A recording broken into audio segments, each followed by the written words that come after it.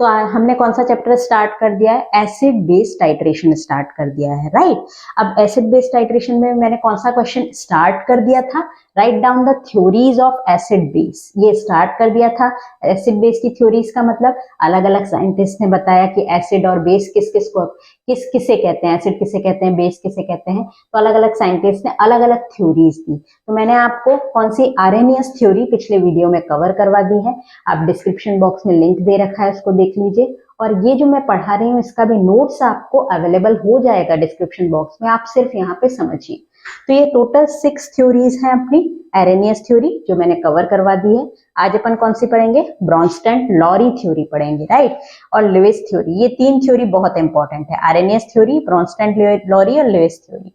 बाकी Usanovich model, Lux Flood model, solvent system, इनके आप यदि नाम भी लिख देंगे तो बहुत हैं, लेकिन मैं आपको एक्सप्लेन जरूर से करूंगी। तो शुरू करते हैं ब्रॉन्स्टेड लॉरी थ्योरी।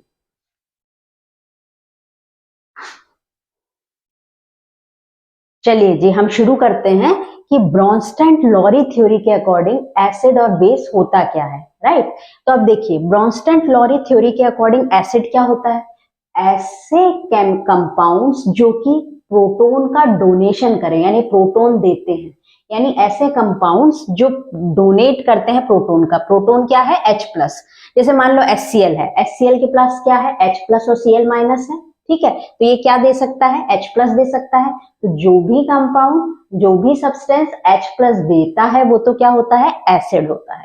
तो यहाँ पे HCl क्या हो गया, एक एसिड हो गया, क्योंकि ये क्या दे रहा है, H+ दे रहा है, राइट। तो आपको समझ में आ गया होगा, according to Bronsted Lowry theory ये केवल H+ के बारे में बात करता है, यानी प्रोटॉन के बारे में बात करता है। ऐसे सब्सटेंस जो H+ दे रहे हैं उनको तो बोला जाता है एसिड। अब जो दे रहे हैं उनको एसिड बोला जाता है, तो बेस किसको बोला जाएगा, ऐसे सब्सटेंस जो प्रोटॉन H+ को ले रहे हैं, ठीक है, H+ को लेते हैं उनको बेस बोला जाता है। जैसे मान लो HCl है, उसकी NH3 से रिएक्शन कराई जाती है, ठीक है, सपोज करो NH3 से रिएक्शन कराई जाती है।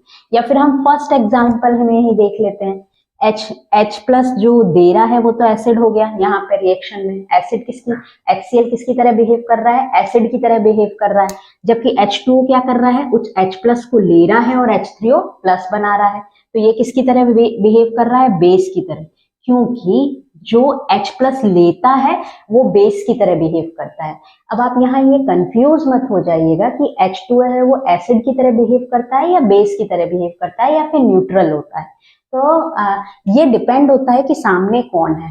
तो HCl बहुत स्ट्रॉन्ग एसिड है जो स्ट्रांगली उसको H+ दे देता है। अब H+ दे देता है तो ये ले लेता है ना। अब जो लेता है H+ तो वो बेस होता है। तो यहाँ H2O क्या हो गया, बेस, यानी H+ को देने वाला एसिड और H+ को लेने वाला क्या होगा, यानी प्रोटॉन का एक्सेप्टर, H+ का एक्सेप्टर, वो क्या होगा, बेस होगा। एक और एग्जांपल पढ़ते हैं, HCl का यदि NH3 से रिएक्शन कराया जाता है, ठीक है, तो क्या होता है, ये NH3 क्या करता है, इस HCl से H+ ले लेता है ना, और Cl भी ले लेता है, बट अपने को मतलब किससे है, H+ से। तो जैसे ही ये H+ लेता है ये NH4Cl में कन्वर्ट हो जाता है, राइट। तो H+ ले रहा है इसलिए ये क्या है, बेस है। अमोनिया क्या हो गया अपना, बेस हो गया। एक बहुत सिंपल एग्जांपल अपन और देखते हैं। जैसे मान लीजिए अमोनिया की H2O से रिएक्शन कराई, जैसे यहाँ HCl की कराई ना, वैसे अमोनिया की कराई।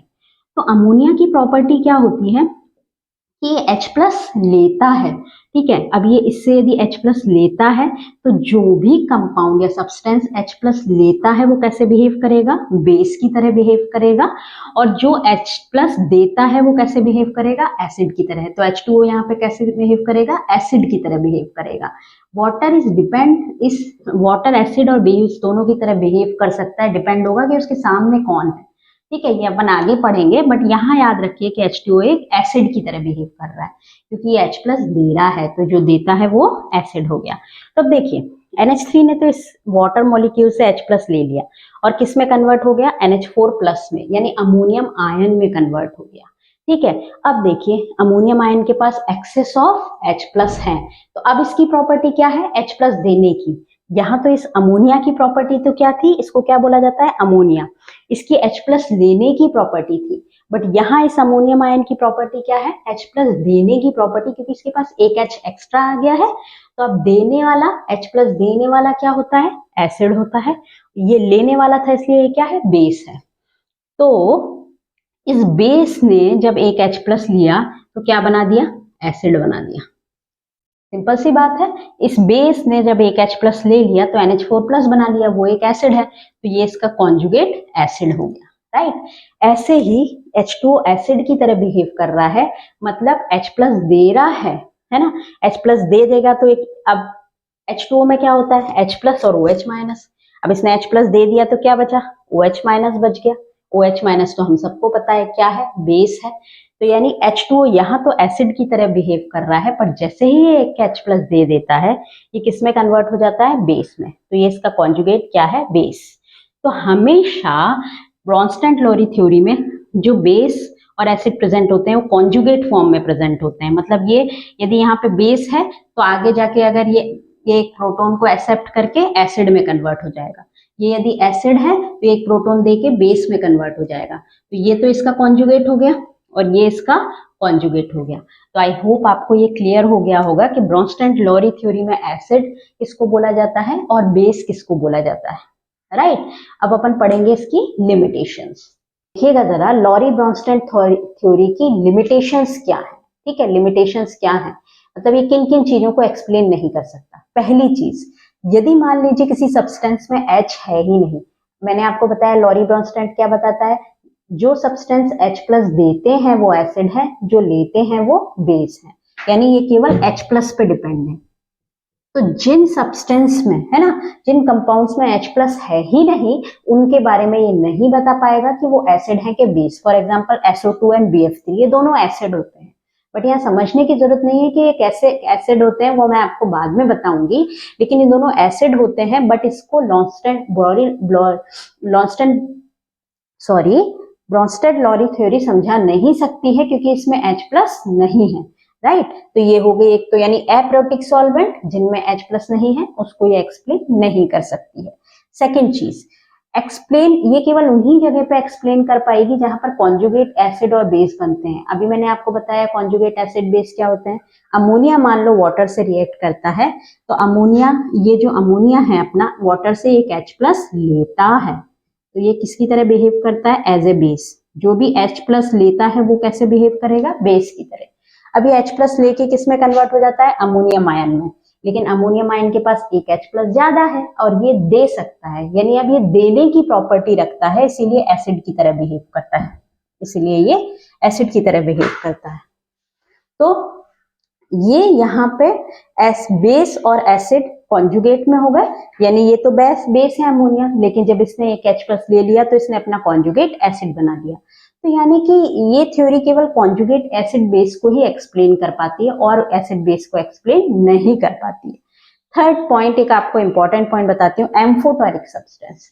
ऐसे सब्सटेंस होते हैं एम्फोटेरिक सब्सटेंस जो एसिड की तरह भी बिहेव कर सकते हैं और बेस की तरह भी। जैसे देखिए H2O, NH3 तो क्या कर रहा है, इससे एक H प्लस ले रहा है और H2O इसको एक H प्लस दे रहा है, यानी यह है ये H2O किसकी तरह बिहेव कर रहा है, एसिड की तरह बिहेव कर रहा है ना।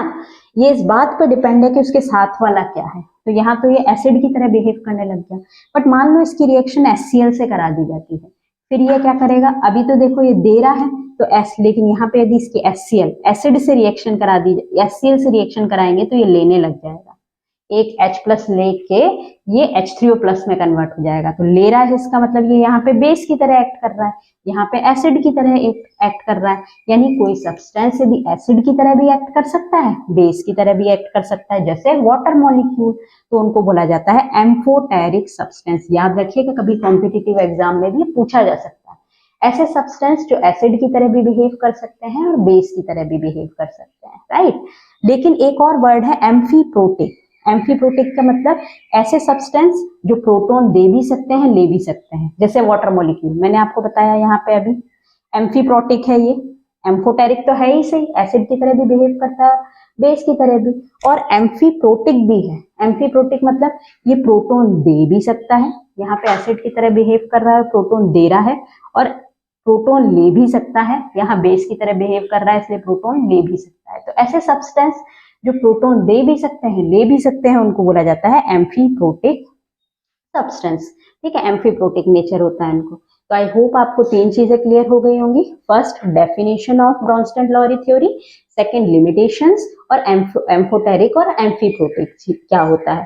तो ये आपको आई होप क्लियर हो गया होगा। अब अपन नेक्स्ट क्या कवर करेंगे, नेक्स्ट कौन सी थ्योरी है अपनी, आरएनएस हो गई, ब्रोंस्टेड-लॉरी हो गई, और लिविस थ्योरी अपन एक्सप्लेन करेंगे। ये तीनों ही इंपॉर्टेंट थ्योरी है, अच्छे से पढ़िए, नोट्स अवेलेबल हैं, यहाँ केवल समझिए और नोट्स आप कलेक्ट कीजिए। Thank you so much for watching this video.